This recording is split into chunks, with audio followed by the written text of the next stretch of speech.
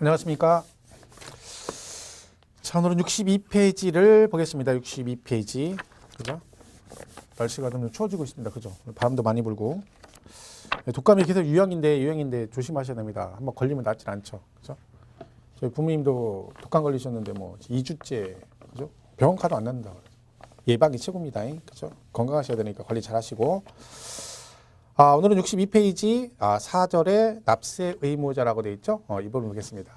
우리가 이제 납세 의무자라는 것은 말 그대로 세금을 누가 내느냐 이거죠. 법으로 정해줍니다. 의무자를. 왜냐하면 지금 그 문제 지문이 그러니까 제목이 납세 의무자죠. 의무자. 그러니까 법적인 의무를 가진 자란 뜻입니다. 그러니까 취득세를 납부할 법적인 의무를 가진 자가 누구냐 이런 의미죠.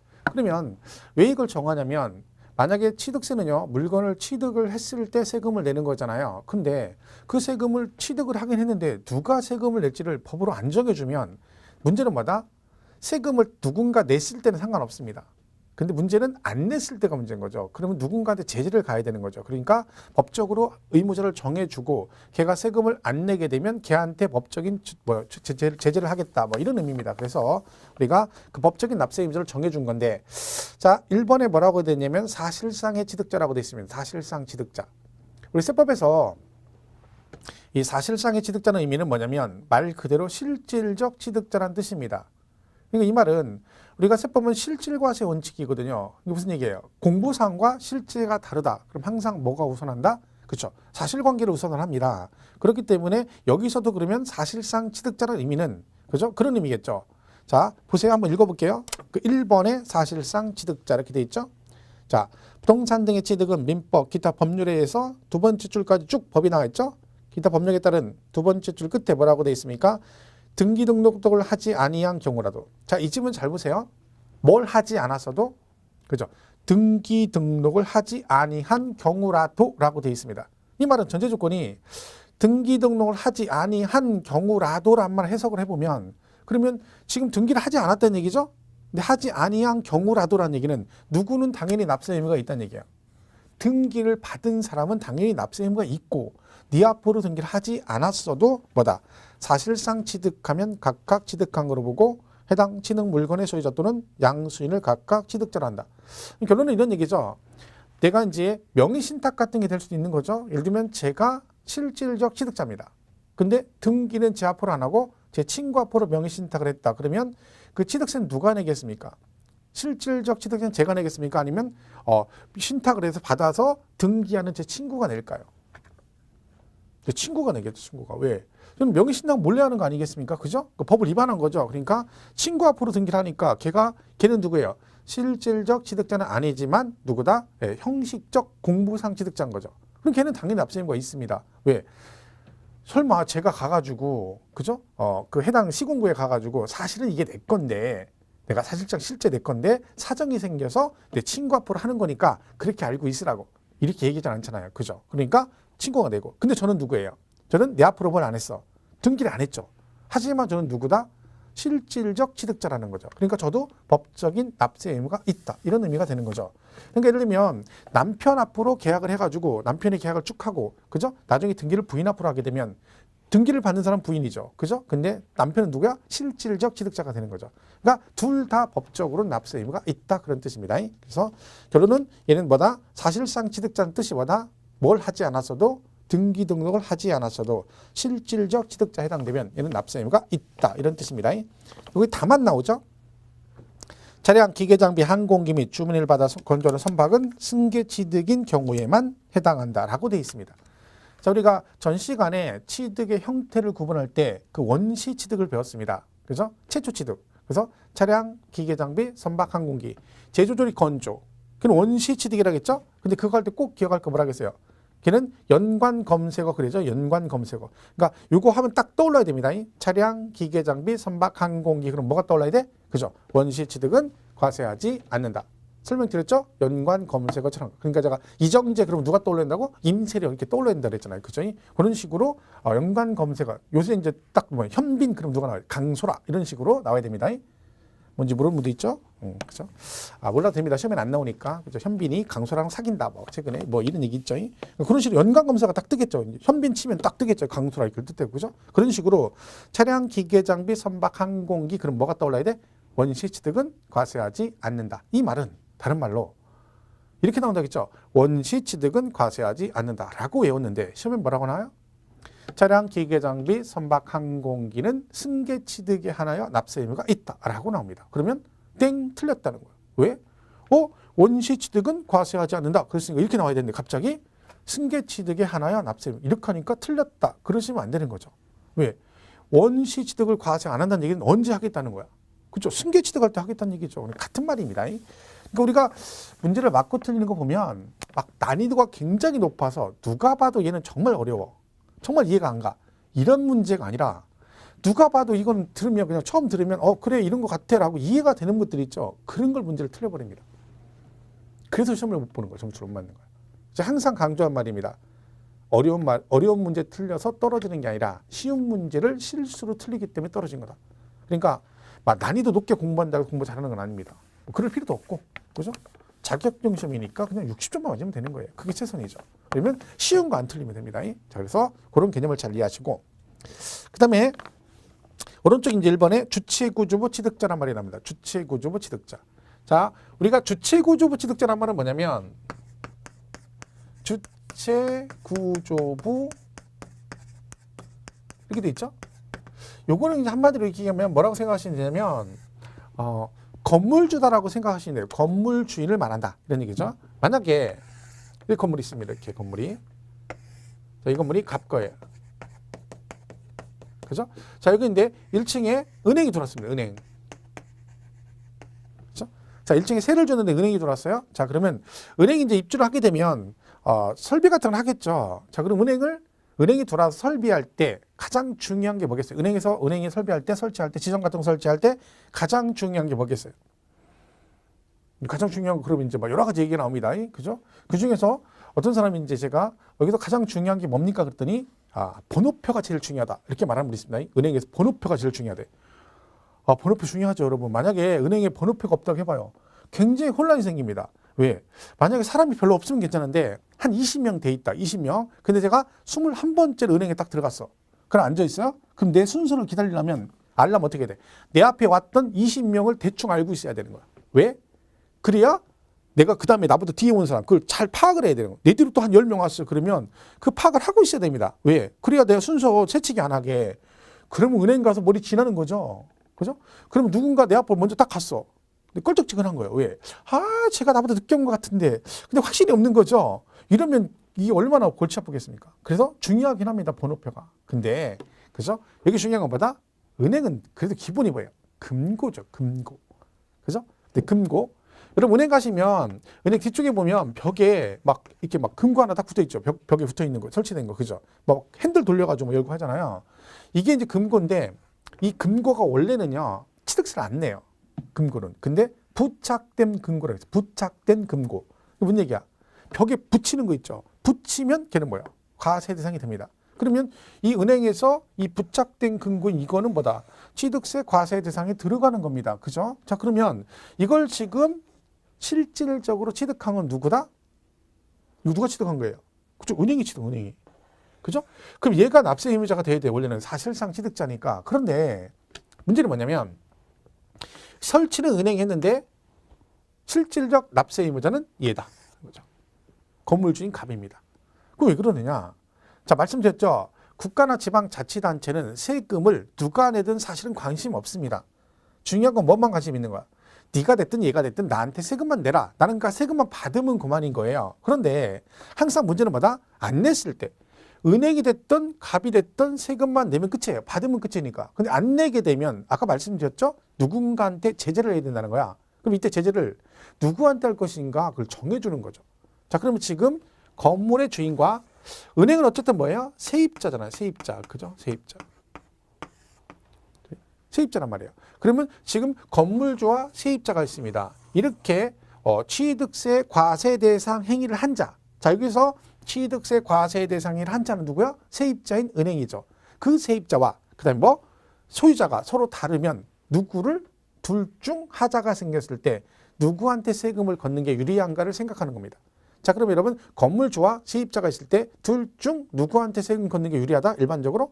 그쵸? 건물주죠. 왜?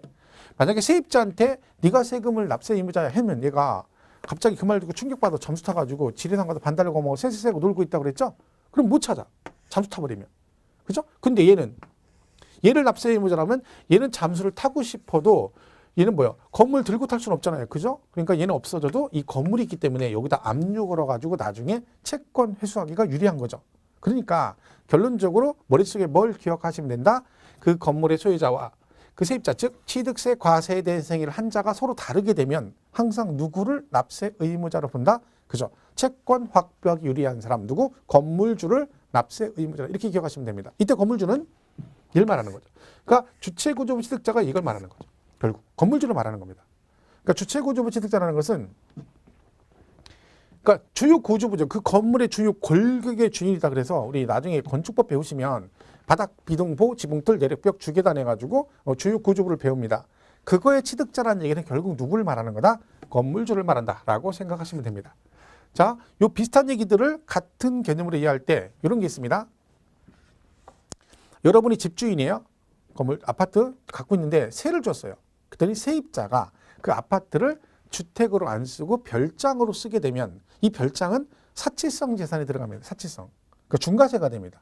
그러면 지금 집주인은 따로 있고, 그죠? 세입자가 별장으로 쓴 거죠. 그럼 중과세가 된단 말이에요. 그럼 이때 중과세 할 때 세입자한테 중과세가 될 것이냐, 아니면 임대인이, 집주인이, 임대인이 납세 의무자가 될 것이냐. 둘 중에 누구다? 금방 얘기했죠? 지금 누가 다른 거요? 집주인하고 뭐가 달라? 세입자 서로 다르잖아. 행위 한자가. 그럼 항상 누구? 소유자 찍으라 했잖아. 그럼 누구야? 임대인이 납세 의무자입니다. 같은 개념이죠. 그죠? 그러니까 그런 식으로 나면 항상 이 찍으면 됩니다. 이게 주체구조부 취득자다. 이런 식이죠. 보시면 되죠. 그래서 1번에 주체구조부 취득자라고 나왔습니다. 자, 설명은 처음이니까 길게 했는데 만약에 시험에 나오잖아요. 그럼 되게 간단해요. 왜? 시험 지문에 요 단어가 나왔어. 주체구조부 취득자는 단어가 나왔다. 그럼 무조건 뭐다? 얘가 납세 의무자다. 그럼 맞는 거고 얘가 아니다라고 나오면 틀렸다라고 고르면 되는 거예요. 그러면요. 그 1번 보면 뭐라고 됐어요? 63페이지 맨 위에 1번. 뭐 건축물 중 조작 설비, 기밖의 부대 설비에 속하는 부분으로서 그 주체구조부와 하나가 되어 막 효용가치 이루고 막 이런 거 나오잖아요. 근데 여러분 이 문제 풀 때는 효용가치를 이루든지 말든지 신경 쓸 거 없습니다. 그냥 뭐만 기억하면 돼. 중요한 건 어쨌든 그 중간에 뭐가 나왔어? 주체구조부라는 단어가 나왔죠. 그러면 걔만 딱 보면 돼. 그럼 마지막에 가서 뭐라고 돼 있어요? 주체구조부 취득자 이 외의자가 가산한 경우에도 주체구조부 취득자가 함께 취득한 걸로 본다라고 돼 있죠. 그러니까 결론적으로 이 단어가 나면 다른 건 볼 거 없고 얘가 나왔어. 근데 이 마지막에 뭐라고 나와? 얘가 납세 의무가 있다라고 나오면 맞았다 그러면 되고 아니다라고 하면 틀렸다 이러면 되는 거예요. 예를 들면 이렇게 이 단어가 나왔어요. 근데 뭐라고 나와요? 얘가 아니라 뭐 시설한 자가 가설한 자가 납세 의무자다. 그럼 무조건 틀렸다고 그러면 되는 거야. 그러니까 뭐 그 문제 막 지문 해석하고 할 필요가 없는 거죠. 왜? 걔는 그것만 딱 기억하면 되는 거야. 주체구조부 나오면 얘가 납세 의무자 그럼 맞고 아니다 그럼 무조건 틀렸다. 이렇게 고르면 됩니다. 그 단어만 보면 되는 거야. 단어만. 실제로 시험에 이게 언급이 됐었죠. 그러면 앞에 거 읽을 것도 없습니다. 이게 나왔어. 근데 뭐래? 납세 의무 이때 그럼 맞았어. 그럼 끝나는 거예요. 그죠? 자, 그렇게 보시면 돼요. 2번 마찬가지죠. 상속인이 나왔어. 자, 이거 전에 한번 했었죠.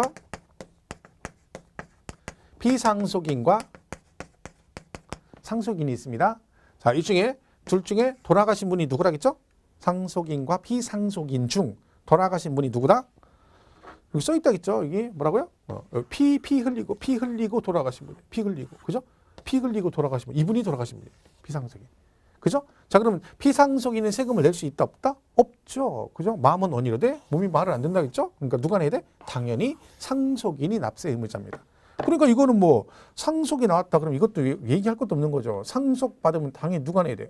피상속인 그런 말도 안 되는 거죠. 왜? 돌아가셨으니까 누가 내야 돼? 상속인. 그죠? 그럼 되죠. 그러니까 상속인 나오면 상속인 그러면 되고. 자, 3번도 주택조합의 조합원이란 말이 나옵니다. 자, 이것도 문제 내용에 답이 있어요. 그냥 단순하게 가면 돼요. 그대로. 그래서 읽어볼게요. 주택법에 따른 주택조합과 정비법에 따른 재건축조합이 자, 주택조합과 재건축조합이 있습니다. 이 조합이 뭘 취득했다는 거죠. 근데 그 다음 단어가 중요해요. 누구용으로 뭐라고 돼 있어요? 해당 조합원용으로라고 돼 있죠. 자, 대놓고 얘기합니다. 조합이 취득을 했는데 얘가 누구 거래? 조합원 거래잖아. 그럼 조합원용 그러니까 누구 거라는 거? 조합원 거라고 얘기하고 있잖아요. 그럼 세금은 누가 내야 돼? 조합원이 내야죠. 조합원이. 왜? 얘기하고 있잖아요. 조합원용 그랬으니까 누구? 조합원이 취득한 거로 본다라고 돼 있는 거죠. 그럼 이것도 외우면 헷갈리는 거예요. 주택 재건축 조합이 조합원용 취득한 조합 이렇게 할 거 없어요. 왜? 그냥 그거 보면서 뭐라고? 읽으면서 그렇지 얘가 조합원 거라고 나왔으니까 조합원 거니까 누가 조합원이 취득한 거로 본다. 이렇게 하면 끝나는 거죠. 근데 그거를 막 복잡하게 외울 필요가 없는 거죠. 그럼 이렇게 나올 수 있죠. 지문이 조합원용 외의 부동산. 그러니까 조합원 게 아니라는 거죠. 그럼 조합원용 외의 부동산 그러면 조합원 게 아니라는 거잖아. 그럼 조합원 그러면 안 되죠? 그럼 누가? 그건 조합이 되는 거 조합이. 그죠? 그거만 딱 보면 돼. 하나만. 그걸 뭐 복잡하게 갈 거 없는 거죠. 그러니까 납세의무자 되게 간단한 거죠. 얘 나오면 이거 나오면 얘가 기다 그러면 맞고 상속은 당연히 상속인이 내는 거고 주택조합이 조합원용 그러면 조합원 거니까 조합원이 낸다 그러면 되는 거고 그죠? 그렇게 가는 겁니다. 그러니까 3번까지 이런 거죠. 예를 들면 이를 돕기해서 만약에 이렇게 이제 이렇게 있어요. 여기 아파트가 근데 이게 1000세대예요. 1000세대 한 800세 1000세대 된다. 1000세대. 그러니까 재건축이 들어갔다. 그런 얘기죠. 재건축. 그래서 재건축을 하게 되면 조합을 설립합니다. 그죠? 재건축 조합을 설립하죠. 그러면 이 조합이 이제 시공사 증정의 사업을 시행할 거 아니에요. 그럼 건설에서 정해가지고 사업을 시행합니다. 근데 과거에는요, 이 재건축을 하게 되면 이 건폐율하고 용적률이라는 게 있는데 이걸 높여줬어요. 그러니까 대표 용적률이 뭐냐면, 그러니까 쉽게 말하면 단순무식하게 얘기하면 위로 올라갈 수 있는 거죠. 위로. 얼마만큼 위로 올라갈 수 있냐, 층수를. 그러니까 똑같은 면적인데 용적률이 100%였다가 200% 올라가면, 그죠? 10층짜리 건물이 20층이 될 수 있는 거죠, 위로. 그러니까 그만큼 세대수가 늘어나는 거죠. 그러니까 옛날에 재건축은 메리트가 있었죠. 그럼 예를 들면 얘가 1500세대를 건축했다 해봐요. 새로 재건축해서. 그죠? 그럼 공사 끝났어요. 그러면 이 1500세대를 다 공사 끝나면 건설회사는 누구한테 줘? 그죠? 이 조합에 주겠죠, 조합에. 그죠? 근데 이 조합에다 1500세대를 전부 다 조합이 취득한 거로 봐버리면 조합이 1500세대를 원시 취득한 거죠. 새로 지은 거잖아. 그죠? 그럼 뭘 내야 돼? 취득세를 내야 됩니다. 자, 취득세를 냈습니다. 그리고 나서 이 1500세대 중에 1000세대는 누구 거다? 조합원 거잖아. 조합원 거. 그죠? 1000세대. 그럼 이 중에 1000세대는 얘한테 또 줘야 되죠. 조합원한테. 그러면 조합이 다시 조합원에게 또 줍니다. 그러면 조합원은 또 뭘 내야 돼? 취득세를 내야 됩니다. 자, 그러면 이 아까 조합이 이 1500세대 취득할 때 냈던 세금 있죠, 이거. 요 세금은 얘 조합 돈 어디서 나서 낸 거예요? 조합원인 내가 조합비를 낸 거예요. 그러면 이런 얘기잖아, 결국은요. 내가 내 돈 들여서 아파트를 지었는데 세금을 2번 내는 거잖아. 왜? 얘가 취득할 때 1번 내고 이걸 내가 다시 취득하면 되니까 2번 내는 거죠. 그러면 안 되잖아요. 그러니까 어떻게 한다는 거야? 이 1500세대 중에서 누구용? 조합원용 몇 세대? 1000세대는 누구 거니까 조합원 거니까 누가 조합원이 취득한 거로 보겠다 그런 얘기죠. 그게 그 얘기예요. 그러니까 조합이 취득한 것 중에서 조합원용 그러니까 조합원 거니까 뭐 1000세대는 조합원이 취득한 거로 봐서 세금을 그때 한 번만 내라는 얘기죠. 그리고 나머지 500세대는 조합원 게 아닌 거죠. 그러면 조합원용 외의 부동산이니까 이건 누가 낸다? 그렇죠. 그거는 누가 조합이 나머지 500세는 조합이 내는 겁니다. 그리고 그 조합이 500세대를 일반 분양하는 거예요. 일반 분양해서 그 분양이 잘 되면 그거 분양한 거 가지고도 내 건축 빼고도 돈이 남는 거죠.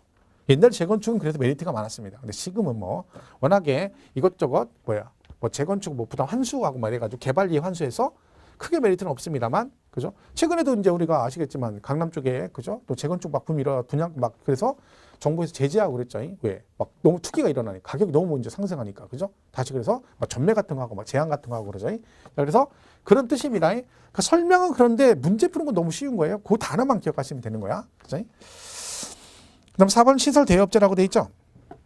그 여신 전문 금융업에 따른 시설 대여업자가 건설 기계나 차량의 시설 대여를 하는 경우로서 대여 시설 이용자의 명의로 등록하는 경우라도 그 건설 기계나 차량은 시설 대여업자가 취득한 거로 본다. 이게 무슨 얘기냐면 만약에 제가 중장비 대여업을 하고 싶어요. 대여업자죠, 제가. 그러면 포크레인을 갖다 10대를 샀어요. 10대 사가지고 대여를 하려고 하는데 아무도 대여를 안 해가. 그럼 난 10대 사놓고 세워놓기만 있어야 되잖아요. 그죠? 그러니까 어떻게 해? 일단 이런 중장비는 어떻게 한다? 대여를 받을 사람을 먼저 모집을 해. 자, 내가 중장비 대여할 건데 10대 대여할 건데 나중에 이거 대여 받을 사람 했더니 10명이 손들었어요. 그럼 제가 알았어 해놓고 제가 대여업자인 제가 중장비를 사죠. 해가지고 대여를 해줍니다. 근데 이때 명의를 제어업자인 제 명의를 할 수도 있고 아니면 대여를 받는 사람 앞으로 하는 경우도 있다는 뜻입니다. 이때 그럼 뭐다? 명의가 내 앞으로 돼 있던 누가 앞으로? 대여받는 사람 앞으로 돼 있든 결국 실질적 취득자는 누구다? 그렇죠. 대여업자인 저죠. 그러니까 세금은 누가 내라? 대여업자인 네가 내라. 여기 중요한 건 여기는 만약에 시험에 나오면 그거밖에 없어요. 시설 대여하는데 대여업자가 아니라 뭐 대여를 받는 자 명의로 등록하는 경우는 그 명의자가 납세 의무자로 해서 틀리게 나온다. 이거밖에 없어요. 그죠? 그러니까 시설 대여업 그럼 누구? 대여업자가 세금을 내라. 이렇게 보시면 되고. 5번은 볼 거 없습니다. 운수세금 이런 건 안 나오니까. 그렇죠? 뒤에 넘어가면 뭐 변경 시점 소유자 이런 것도 있죠. 그죠? 지목 변경 등을 하게 되면 그 변경된 시점의 소유자가 납세 의무자다 그랬는데 이것도 뭐 그냥 변경됐다 그러면 그 변경된 시점의 소유자가 납세 의무자다. 이것만 시험에 거의 잘 언급이 안 되는 얘기들이에요. 그죠? 7번 수입하는 자. 외국인 소유의 취득세 과세 물건. 자, 차량, 기계, 장비, 항공기, 선박이 외국인 거예요. 근데 그거를 누가? 수입하는 자가 본인이 직접 사용하거나 아니면 대여시설 이용자에게 대여하기 위해서 임차하여 수입하는 경우는 수입하는 자가 취득한 거로 본다. 그러니까 여러분 예를 들면 항공기가 외국인 거예요. 외국인 거. 근데 내가 직접 사오는 게 아니라 뭐 임차하여 빌려온다는 얘기죠. 근데 왜 빌려와요? 수입하는 자인 제가 직접 사용하거나 제가 수입을 해서 대여할 목적으로 수입을 해온다 그런 얘기죠. 그럼 결국은 수입하는 자가 자기가 직접 사용하려고 갖고 오는 거지 세금은 누가 내야 돼? 수입하는 자가. 그리고 수입하는 자가 임차하여 수입해서 뭐를 해? 대여 목적으로. 그럼 수입하는 자가 자기의 이익으로 해서 대여를 하는 거죠. 그러니까 당연히 세금은 누가 내라? 수입하는 자입니다. 당연히 그냥 수입하는 자. 그죠? 이렇게 되는 거죠. 그래서 외국인세의 취득세 물건을 대여 목적이나 직접 사용하려고 수입하게 되면 누구? 수입하는 자가 취득한 거로 본다. 이렇게 하시면 되고. 그 다음에 8번에 배우자 등으로부터 취득이 나옵니다. 자, 이 부분은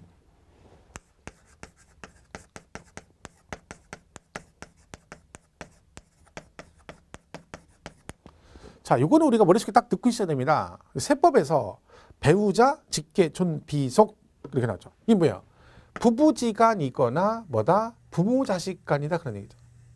그러니까 부부지간이거나 부모자식간. 이걸 두 자로 표현하면 뭐라고 그래요? 두 자로 하면 그죠? 두 자로 하면 가족이 아니라 웬수 그러죠. 웬수. 그죠? 저 남편이 아니라 웬수야 그러고 자식이 아니라 웬수로 그러잖아요. 두 자로 하면 웬수입니다. 자, 웬수지간끼리 거래했다는 얘기죠. 이게 무슨 얘기야? 부부지간에 매매를 했다는 거야. 남편의 부동산을 부인한테 돈 받고 팔았대. 아버지 부동산을 아들한테 돈을 받고 팔았대. 이런 얘기입니다. 그런데 우리나라 정서상으로 봤을 때 뭐다?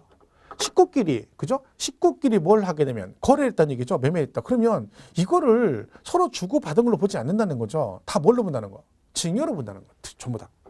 공짜로 증거로 본다. 증여로. 그죠? 여러분 그거 아시잖아요. 왜? 그러니까 쉽게 말하면 이런 거죠. 남편이 부인한테 돈을 줬다는 그 돈이 그 돈이라는 거죠. 쉽게 말하면. 설사 줬다 할지라도. 그러니까 우리 속된 말로 주머니 돈이 쌈짓돈이다. 그 말하잖아. 주머니 돈이 쌈짓돈. 이게 무슨 뜻이에요? 그러니까 네 돈 내 돈 가리지 말고 같이 쓰자 막 그런 의미입니다. 그죠? 근데 이제 의미가 좀 다릅니다. 남편들이 순진하게 와이프가 주머니 돈이 쌈짓돈이니까 우리 서로 돈 가진 거 비상금 다 오픈해가지고 서로 편안하게 서로 의심하지 막 씁시다. 해가지고 그 말에 속아가지고 그동안 1년 동안 아끼고 담배 좀 덜 피고 밥 싼 거 먹고 그죠? 컵라면 먹고 해서 돈 아낀 돈 그죠? 비상금 툭 털어 내놓으면 그 순간 끝입니다. 왜? 남편이 우리 남자들이 생각하는 주머니 돈 쌈짓돈 개념 뭐야? 정말 말 그대로 순진하게 그래 와이프 돈 내 돈 부부지간에 가리지 말고 같이 쓰자 이런 개념인데 오픈하자 그런 얘기인데 부인 얘기는 뭐야? 내 돈은 원래 내 돈이고 네 돈도 내 돈이다 이런 의미가 되는 거죠. 그러니까 절대 속으면 안 됩니다. 한번 툭 털렸다 그냥 끝나는 훅 가는 거야. 그럼 한번 털리면 계속 의심하죠. 뭐 돈이 없는데도 얘가 또 1년쯤 지나면 또 뭔가 비상금 있을 것이다 의심을 하게 됩니다. 그럼 안 됩니다. 그러니까 절대 속으면 안 돼. 그죠? 그 부인들도 그러고 그런 거 가지가면 저기 하면 안 되지. 그죠? 서로 이렇게 남편이 근근히 1년 동안 모은 돈을 혹 툭 털어가고 제가 아는 지인은 그 1년간 근근히 모은 돈을 갖다가 차에다가 그죠? 차에다 이렇게 딱 감춰놨는데 잠깐. 그러니까 거기 잠깐 옮겼다 딴 데 옮기려고 하는 사이에 찰나에 와이프가 하필 그 차를 탄 거예요. 그러고 나서 우연히 다시 딱 열어도 거기에 비상금이 50만 원인가 뭐 얼마를 딱 넣어놨는데 현찰로 그걸 딱 와이프가 걸린 거죠. 그리고 그 다음날 자기가 차 옮기려고 딱 봤더니 돈이 없어진 거예요. 돈이 없어졌어. 누가 가져갔어? 안 봐도 비디오죠? 와이프. 근데 달라고 못 하는 거야. 왜? 비상금 몰래 감춰놓은 거야. 부인도 입 딱 닫고 모른 척 하는 거죠. 이게 뭐한 짓이야 이게. 그죠? 그러니까 왼수지간인 거 맞죠? 왼수지간. 그죠? 자, 그래서 무조건 19끼리는 뭘로 봐? 징여로 봅니다. 이건 머릿속에 넣고 있어야 돼요. 올해 시험에도 나왔어요, 이게. 취득세 부분에서. 자, 근데 여기서 더 중요한 건 뭐다? 얘가 추정의 의미를 가지고 있다. 추정. 자, 추정은 뭐다? 증여로 보긴 하는데 무조건 증여로 보는 건 아니라는 거죠. 자, 의제란 말이 있습니다. 의제와 추정은 다릅니다. 의제는 무조건 증여로 본다. 끝. 그럼 무조건 증여세를 내라. 증여로 보겠다. 증여로 취득한 걸 본다. 이런 뜻이에요. 근데 추정은 뭐냐면 증여로 보긴 하는데 뭐가 되면? 입증이 되면. 그러니까 대가 관계가 객관적으로 입증되면 그때는 뭘로 본다? 그때는 정상적인 거래로 볼 수도 있다는 뜻입니다. 그러니까 부모 자식 간이나 부부지간에 매매를 했는데 그 매매 대금이 실질적으로 누가 봐도 객관적으로 대가를 지급한 게 입증이란 말이 나오면 뭐다? 그때는 뭘로 본다? 유상승계, 증여가 아니라 유상으로 취득한 거로 보겠다 그런 뜻이죠. 그러니까 이거는 여기뿐만 아니라 양도세도 나옵니다. 무조건 그런 뭐다? 배우자, 직계준비 등 증여인데 추정의 의미를 가지고 있기 때문에 입증하면 된다. 이걸 꼭 기억을 하셔야 된다. 올해 시험에도 이게 나왔습니다. 취득세 파트에서 요 부분이 언급이 됐죠. 이게 정답으로 나왔었습니다. 이거 자 보세요. 자 그러면 8번에 보세요. 64페이지. 배우자 등으로부터 취득이라고 되어 있죠. 자, 배우자 또는 직계준비 속의 부동산 등을 취득하는 경우에는 뭘로 본다? 식구끼리니까 증여로 취득한 거로 본다. 그랬죠? 다만 증여로 취득한 거로 보는데 추정의 의미가 있다 했죠. 근데 그 다음 지문이 뭐예요? 다만 다음에 해당하는 경우는 유상으로 취득하고. 그러니까 뭐예요? 원래는 무상으로 보는데 추정의 의미가 있기 때문에 다음의 경우, 즉 입증이 되면 뭘로 본다? 무상이 아니라 유상으로 취득한 거로 볼 수 있다 그런 뜻입니다. 그럼 그 입증이 이제 나오는 거죠. 1, 2, 3, 4. 그죠? 공매를 통해서 부동산 취득했다. 공매. 이게 뭐예요? 남편 부동산이 공매가 됐는데 부인이 대신 받은 거죠. 그러면 공매라는 것은 자산관리공사도 공매를 하죠. 그러면 그거를 내 부인, 나만 취득할 수 있는 게 아니라 불특정 다수가 똑같이 뭐야? 공정하게 취득할 수 있는 여건이 돼 있는 거죠. 조건이 똑같은 거죠. 근데 부인이 금액을 높게 써서 받은 거죠. 그러니까 이거는 뭐다? 정상적인 거래로 보겠다. 그다음에 파산 선고로 인하여 처분되는 부동산 등을 취득하는 경우. 그러니까 지금 거기 다 보면 뭐예요? 직접적으로 취득한 건 아니라는 거죠. 그죠? 뭔가 거친 거죠. 그러니까 입증이 되는 거야. 3번이 또 나왔죠, 올해. 그죠? 대가, 권리의 이전이나 행사에 등기 또는 등록이 필요한 부동산 등을 서로 교환한 경우. 이게 뭔 얘기예요? 남편 명의의 부동산 등기가 돼 있는 게 있고 부인 명의로 등기가 돼 있는 부동산이 있다는 거야. 그러니까 둘 다 등기가 돼 있는 거죠. 자, 둘 다 등기가 돼 있다는 얘기는 법적으로 이건 부인 거, 이건 남편 거라고 입증이 돼 있는 거죠. 객관적으로. 그죠? 근데 그 두 개를 뭐해? 서로 바꿔. 그럼 뭐예요? 남편 명의 걸 부인한테 확실하게 주는 거죠. 그리고 부인은 본인 걸 확실하게 대가로 남편한테 주는 거잖아. 그러니까 뭐는 뭐다? 얘는 유상승계 취득으로 본다. 그런 얘기죠. 자, 이렇게 해서 그런 내용들입니다. 그 다음에 뭐 4번처럼 대가를 지급한 사실이 뭐 입증되면 그런 얘기죠. 거기까지 뭐 박스까지 다 볼 건 없습니다. 이거 시험에 올해 언급이 됐기 때문에 이 부분이 또 구체적으로 단독으로 나올 확률은 많지는 않습니다. 대신 키 큰 개념으로 뭐는 기억해라? 배우자 직계준비 속간에는 뭘로 본다? 증여로 보는데 추정의 의미를 가지고 있기 때문에 대가가 입증되면 유상취득으로 볼 수도 있다까지는 가야 된다. 그죠? 보시면 되죠. 그다음에 9번의 부담부증여는 지금 안 하겠습니다. 이거는 심화과정 때 할 건데 왜냐면 이게 부담부증여가 양도세에서 이제 우리가 배우고 나서 하면 좋은데 지금 여기서 부담부증 양도세 설명하면 되게 복잡하죠. 그래서 이건 나중에 양도세 부분 이해하면 금방 뭐 가볍게 가는 겁니다. 이것도 시험에 나왔었는데 얘는 뭐 별로 어렵지 않습니다. 그때 가서 보면. 지금은 좀 어려운데 뒤에 가면 별거 아니에요. 그죠? 이게 그런 내용이 있어. 처음 배울 때는 공부할 때는 되게 어려워요. 왜? 전반적인 내용을 모르니까. 근데 나중에 뒤까지 딱 보고 공부하고 나면 나중에 저절로 알아지는 것들이 있습니다. 그 중에 하나가 이런 것들이기 때문에 이건 나중에 보시면 되고. 그다음 오른쪽에 뭐 10번의 상속 개시고 협의에 의한 재분할 쭉 나와 있죠. 자, 이 부분들은 우리가 심화과정 때 하겠습니다. 일단은 기본적으로 8번 정도까지만 잘 봐두시고 나머지 내용은 제가 심화과정 때 쭉 이어서 가도록 하겠습니다. 자, 이렇게 해서 납세 의무자는 기본 개념 잘 보시면 되고 넘어가면 66페이지에 과점주주에 관한 얘기가 나옵니다.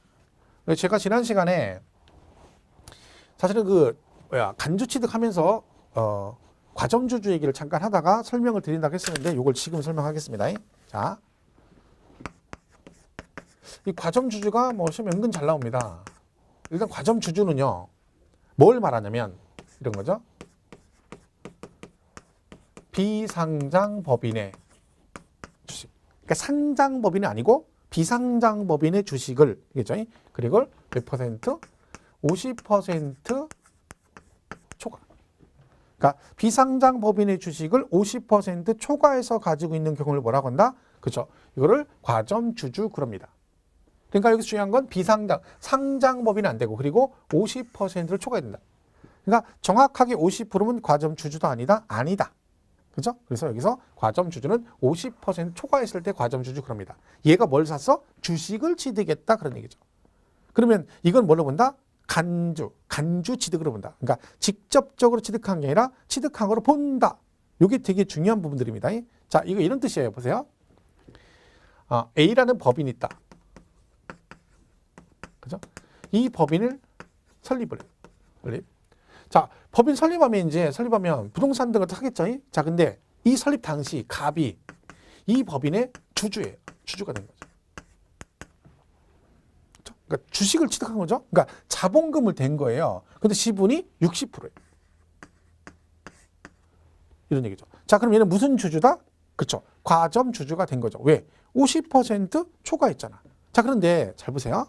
이게 무슨 얘기냐면, 자, A 법인이 설립할 때, 법인이 설립하면 뭐가 있어야 돼? 부동산이 있어야 되잖아요. 왜? 사무실도 있어야 되고, 뭐 차량도 있고 해야 되죠. 그래서 얘가 설립하면서 10억 원어치 부동산을 취득한 거죠. 그러니까 부동산을, 그러니까 사무실하고 취득하는 10억 원어치 취득한 거야. 그럼 세금을 내야 되죠. 자, 그럼 보세요. 요 부동산 10억 원어치는 누가 취득한 거예요? 그죠? A 법인이 취득한 거죠. 그죠? A 법인. 갑은 이걸 갑이 산 건 아니죠? 갑은 단지 뭐야? 그 법인이 취득한 법인에 뭘 샀어? 부동산이 아니라 주식을 취득한 거예요. 그 지분이 60%가 된 거죠. 근데 하필이면 60%야. 그러면 무슨 주주다? 그죠? 과점 주주가 된 거죠. 자, 그러면 법에서는 어떻게 본다는 거야? 법에서는 자, 네가 이 부동산을 직접 산 건 아니지만 네가 그 법인의 주식을 취득해서 뭐가 됐으니까 과점 주주가 되었으니까 이 60% 지분만큼을 네가 이거를 취득을 안 했지만 뭐 한다? 취득한 거로 해서 간주해서 그죠? 뭐 하겠다? 갑 너한테도 납세 의무를 지겠다 이런 뜻입니다. 해서 그러면 결론적으로 얼마? 여기 10억이니까 이거 60%인 거 얼마예요? 6억이죠, 6억. 그죠? 요 6억만큼을 갑이 취득을 안 했는데 취득한 거로 봐서 과세하겠다는 뜻입니다. 그래서 얘는 간주 취득이 맞죠. 왜? 직접적으로 산 건 얘 A법인이잖아요. 그러니까 이게 과점주주의 간주 취득이 요게 성립이 되는 겁니다. 그래서 이거 60%인 6억에 대해서 얘한테 과세하고 나머지 4억은 A법인한테 과세하겠다 이런 뜻이에요. 자, 과점주주의 개념은 이런 겁니다. 그런데 중요한 건 뭐다? 얘는 납세 의무가 없다. 이때 설명은 과세하지 않는다. 이게 중요합니다. 금방 60%니까 과세한다겠잖아. 근데 왜 과세하지 않는다? 여기서 중요한 얘기 나오죠. 이걸 조심해야 돼. 그러니까 설립 당시 과점주주는 과세하지 않는다.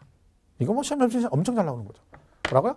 설립 당시. 그러니까 그 법인 설립할 당시에 내가 최초 자본금 돼가지고 과점주주가 되면 이때는 뭐다? 과점주주는 맞지만 뭐한다? 납세 의무가 있다 없다? 없다.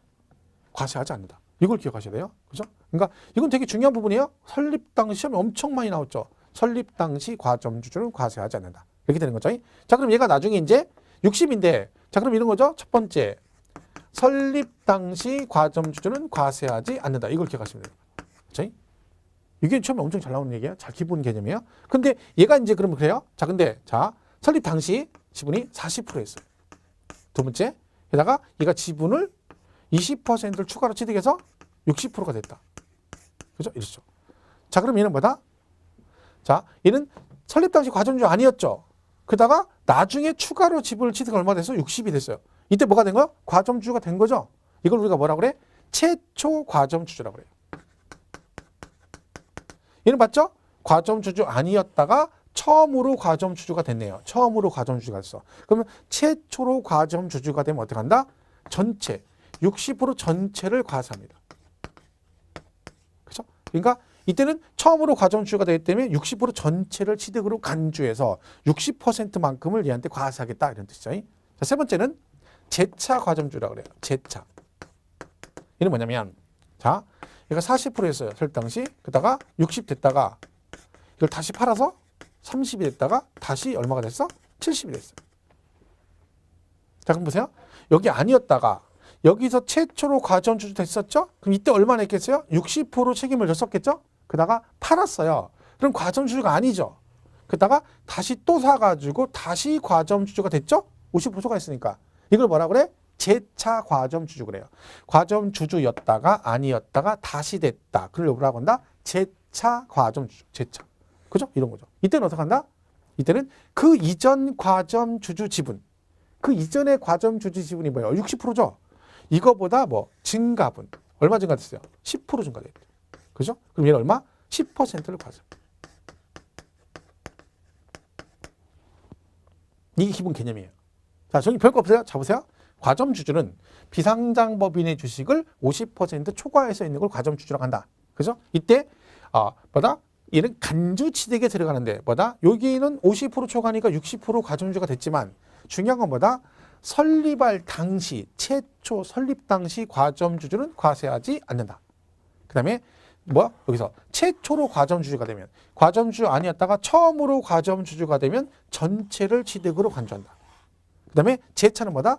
과점주주였다가 아니었다 다시 되면 그때는 뭐다? 그 이전의 과점주주 지분보다 증가분에 대해서 취득으로 간주한다. 이렇게 되는 겁니다. 자, 세 개입니다. 설립 당시 과점주주는 과세하지 않는다. 최초 과점주주는 전체를 취득으로 간주한다. 재차 과점주주는 그 이전의 과점주주 지분보다 증가분에 대해서 과세한다. 이렇게 세 개가 가장 기본이에요. 그러니까 시험에도 되게 많이 언급이 많이 되는 것들이기 때문에 여러분이 꼭 정리를 하고 가셔야 됩니다. 근데 기준은 뭐다? 비상장법인 주식 얘기하고 그리고 지분이 몇 프로? 50% 초과했을 때 이렇게 가는 거죠. 이거 잘 기억하시면 됩니다. 뭐 앞으로 이제 우리가 뭐 공부하시면서 엄청 많이 나오기 때문에 그렇죠? 지금 뭐 딱 봐서 이해 안 간다고 해서 뭐 짜증낼 거 없습니다. 우리 같은 내용을 되게 많이 공부하죠. 똑같은 내용을 수십 번 듣고 갑니다. 수십 번. 공부도 하고 문제도 풀어보고. 그리고 나서 그 수십 번 봤던 문제가 시험에 나오면 틀리는 거예요. 그죠? 그러니까 정리를 잘하고 가셔야 돼요. 정리를 잘하고. 그죠? 하면 됩니다. 반복밖에 없어요. 계속 하다 보면 돼요. 이거 별거 아니죠. 최초는 설립 당시는 과세하지 않는다. 최초는 전체, 재차는 증가분. 끝. 그죠?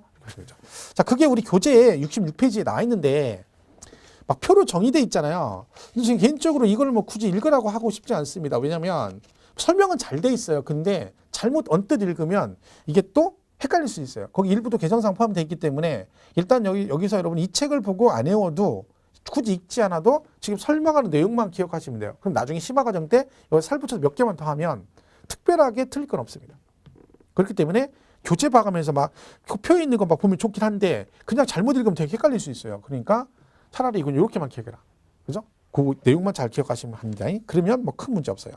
그렇게 정리를 하시게 되죠. 자, 그래서 그 내용이 오른쪽 67페이지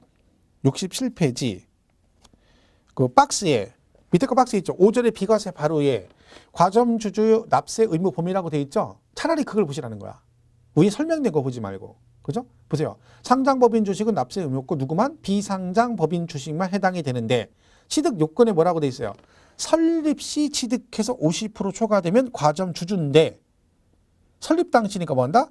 납세 의무 없다겠죠? 과세 안 한다겠잖아. 납세 의무 없다 그랬고 설립한 후에 취득해서 50% 초과. 이거 얘기하는 거죠. 설립하고 나서 나중에 과점주주가 되면 어떻게 한다? 납세 있죠. 얼마? 전체에 대해서 과세. 그죠? 그리고 재차. 재차는 뭐? 증가분 이거죠. 요걸 보라는 거지. 위에 있는 박스 같은 거 보지 마시고요. 저희 가능하면 강의할 때 제가 하지 말라는 거 안 하는 게 좋습니다. 괜히 쓸데없이 혼자 막 열공한다고 해서 막 갑자기 무리해서 다 읽다가 머리 지나는 거예요. 지진 나죠. 그럼 어디다 물어볼 데도 없고. 그 동강 들으신 분들 질문하기도 좀 약간 힘들죠. 왜? 실강 같으면 바로 와서 그냥 물어보면 다이렉트 대답이 되는데 막 지문을 올리면요. 막 쓰면서도 자기도 질문 뭘 물어보는지 몰라. 중요한 건 답변 단어조차도 헷갈려요. 막 왜? 쓰다 보면 말로 하면 간단한데 막 지문을 쓰려면 굉장히 길어지죠. 서로 힘든 거예요. 그러니까 설명할 때 잘 듣는 게 좋고 제가 강조하지 않는 부분도 일단 제끼고 가는 게 맞습니다. 그죠? 그리고 심화 과정 때 또 나머지 완전히 해서 정리해서 가기 때문에 여기서 뭐 안 한 것들 너무 무리해서 갈 필요는 없습니다. 자, 보시고. 그다음 오전에 이제 비과세가 나오죠. 납세 의무자는 뭐 이렇게 정리하시면 될 것 같고, 그다음에 비과세가 나옵니다. 자, 비과세는 과세를 하지 않는다는 얘기죠. 취득세 비과세는 5개가 있습니다. 딱. 그죠? 첫 번째는 국가등. 국가등은 당연히 비과세죠. 왜? 과세권자가 국가지방자치단체입니다. 그죠? 국가와 지방자치단체가 자기들이 세금을 걷어서 부과하고 가져가는데 그걸 갖다가 세금을 지가 부과하고 지가 내고 지가 가지고 하나만 하는 얘기죠. 그래서 국가지방자치단체 조합 얘네들은 전부 다 뭐야? 비과세입니다. 그리고 거기 67페이지 보면 1번 국가 등에 대한 비과세라고 되어 있죠. 동그라미 1번 국가지자체 조합, 외국정부, 주한국제기구 막 얘네들은 다 받아. 그러니까 우리나라 뭐 유네스코 막 이런 거 있잖아요. 국제기구 얘네들이 우리나라 이제에다가 설립하려면 사무실 같은 게 있어야 되잖아요. 그럼 걔들이 국제기구가 우리나라 송도에서 부동산을 살 거 아니야. 그죠? 그럼 뭐 해주겠다는 거? 비과세 해주겠다는 거죠. 근데 두 번째 줄에 다만 대한민국 정부기관 취득에 대해서 과세는 외국정부 취득은 취득세를 부과한다. 뭔 얘기예요? 자, 우리나라가 미국의 대사관을 설립해가지고 대사관 건물을 하려고 샀어요. 그랬더니 미국에서 우리나라 정부에다 세금을 부과했어. 그러면 어떻게 한다? 미국 애들이 우리나라에다 또 대사관 설립하면서 부동산 취득할 수 있죠. 그럼 우리도 어떻게 한다? 당연히 과세하는 거죠. 그러니까 얘가 그러니까 눈에는 눈, 이에는 이. 눈에는 눈, 이에는 이. 옛날 우리 고조선 시대 뭐 하무라비 법전이라고 있었죠. 눈에는 눈, 상대방 눈을 뺐다 그럼 네 눈도 빼라 이런 거잖아. 그죠? 그러니까 좀 과격한 표현이긴 하지만 그러니까 결론 뭐다? 우리나라 정부 재산에 대해서 과세를 하면 우리도 뭐 해주겠다? 외국 정부 비과세를 해준다. 그죠? 상호주의라고 그래요. 그게 이제 그 얘기입니다. 그다음에 2번은 국가지자체 조합의 기속 또는 기부 체납 조건으로 취득하는 부동산 및 사회기반 시설에 대해서는 취득세를 부과하지 아니한다. 예를 들면 이런 거 있잖아. 우리 왜 그 국가기관사업 같은 거 설치할 때 돈이 부족하니까 그런 거 많이 하죠. 뭐 이렇게 그죠? 민간 자본 투자 받아가지고 설립하는 경우가 있습니다. 그럼 민간 자본 투자해서 걔들이 그걸 설립한 다음에 걔들이 돈을 투자했으니까 어떻게 해줘? 일정 기간 사용권을 주죠. 뭐 30년 이런 식으로 그래놓고 그 기간이 끝나면 국가 등에 기속이 되는 조건이 있어요. 그럼 얘네들이 지금 걔네가 취득을 하긴 했지만 결론은 뭐예요? 최종적으로 국가 등에 기속이 될 것이니까 뭐 해주겠다? 비과세 해주겠다. 그러니까 우리가 민간 자본 제일 대표적인 게 고속도로 같은 거죠. 고속도로. 그죠? 민자 고속도로. 대표적인 게 논산 천안간 고속도로가 민자인데 민자 고속도로는 되게 비싸죠. 통행료가. 엄청 비쌉니다. 그죠? 거기는 뭐 거리도 얼마 안 되는데 되게 비싸죠. 그럼 비싸면 안 다니면 되죠. 그럼 안 다니면 어떻게 돼? 그럼 어떻게 돼? 천안에서 논산 쪽에서 전라도 쪽 광주 쪽으로 가려면 돌아가야 돼요. 경부 타고. 쭉 돌아 대전 쪽으로 해덕으로 해가지고 삥해서 유성으로 해서 서대전으로 이렇게 가야 된단 말이에요. 거리도 많이 걸리죠. 그죠? 돈 아끼려면 그렇게 가면 돼요. 근데 안 그러면 빨리 가려면 할 수 없습니다. 그래 가야죠. 근데 비싸지. 왜? 민자. 근데 그게 이제 우연권 주는 거죠. 한 30년 이렇게 주는 거죠. 그리고 마지막에는 기속이 되는 거다. 그러니까 결론은 뭐다? 2번도 결론 최종적으로 소유권이 국가한테 가는 거니까 뭘 해주겠다? 비과세 해주겠다. 그래서 국가 등은 비과세가 당연히 되는 거죠. 그다음 넘어가면 2번에 신탁재산이라고 돼요. 신탁재산. 자, 신탁재산은 이런 거죠. 갑이 을한테 재산을 뭐해? 신탁을 해요. 그죠? 신탁. 그 얘기죠. 자, 그럼 이건 신탁은 신탁법에 따른 신탁을 말합니다. 신탁법. 왜냐면 신탁이 두 가지가 있어요. 그러니까 신탁법에 따라 신탁하는 게 있고 명의신탁도 있거든요. 그 두 개가 달라요. 명의신탁은 세금을 내야 돼. 왜? 아까 말했잖아. 명의신탁 몰래 하는 거잖아. 그럼 얘를 뭐라고 하냐면 위탁자라 그러고 얘를 뭐라 그래? 수탁자라고. 그죠? 이렇게 되는 거죠. 자, 그러면 요건 뭐 해준다? 비과세 줍니다. 왜? 얘가 얘한테 등기를 넘겨줬어요. 그죠? 하지만 이 을이요. 이걸 돈 주고 산 게 아니라 이 법에 따라 네가 내 대신 뭐만 관리만 해달라고 맡기는 거란 말이에요. 그러니까 얘는 형식적으로 수익권을 취득한 거죠. 그러니까 비과세 주는 거야. 자, 얘가 사정이 생겨서 병한테 넘겼어요. 얘를 뭐라 그래? 새로운 수탁자 그럽니다. 신수탁자. 그럼 얘도 마찬가지죠? 관리 목적이잖아. 그죠? 그러니까 우리나라는 신탁이 많이 안 돼 있는데 외국 같은 경우는 신탁이 많이 활성화되어 있습니다. 그래서 옛날에 말씀드렸죠. 옛날에 엘비스 프레슬리가 죽었을 때 그 딸이 어렸거든요. 그러니까 어떻게 걔네한테 뭐를 해줘? 일정 기간 동안 신탁 기간에 재산이 맡겨졌다가 딸이 성년이 되면 걔한테 상속이 되게 해주는 거죠. 근데 그런 것들을 그럼 신탁 기간 관리를 합니다. 실제로. 그러니까 외국은 그게 가능한 게 어떤 할머니가 미국의 어떤 할머니가 죽으면서 개한테 그죠? 개한테 상속해. 개가 상속인이야. 막 재산이 어마어마한 재산이. 뭐 쿤타 사세인가 막 인터넷 많이 나왔죠. 그럼 걔가 그 집 막 거가 어마어마한 대궐에 삽니다. 궁궐에. 개가. 그 개를 관리하는 사람이 막 몇십 명이에요. 전담하는 애들이. 왜? 걔가 상속인이야. 그죠? 근데 신탁기관에서 그걸 관리하는 거죠. 돈 해가지고. 근데 우리나라는 그게 잘 안 돼 있긴 하지만 어쨌든 형식적으로 넘어가니까 얘는 뭐죠? 비과세가 되는 겁니다. 자, 기간이 끝났어요. 신탁이. 그럼 어떻게 돼? 얘를 이렇게 돌려줘야 되죠? 그럼 갑은 뭘 새로 사오는 거 아니죠? 자기 거 맡겼다 도로 찾아오는 거잖아. 그럼 얘도 뭐죠? 비과세입니다. 결국은 뭐다? 탁탁탁이에요. 위탁자, 수탁자, 신수탁자. 그죠? 그러니까 이건 뭘 얘기하면 신탁 나오면 뭘 얘기해라? 탁탁탁은 비과세다. 탁탁탁. 위탁자로 수탁자, 수탁자, 신수탁자, 수탁자, 위탁자. 그죠? 신탁은 뭐라고? 탁탁탁. 그죠? 위탁자, 수탁. 예를 들면 수탁자로부터 수익자. 그래서 수탁자로부터 수익자. 그럼 탁익 얘는 내야 돼. 그죠? 뭐만? 탁탁탁. 탁탁탁만 기억하면 돼요.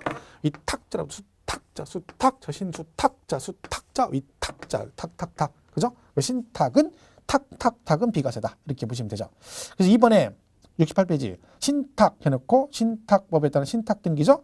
신탁 재산 취득은 다음에보다 비과세 해주겠다. 그런 얘기죠. 박스 나오죠. 1, 2, 3번.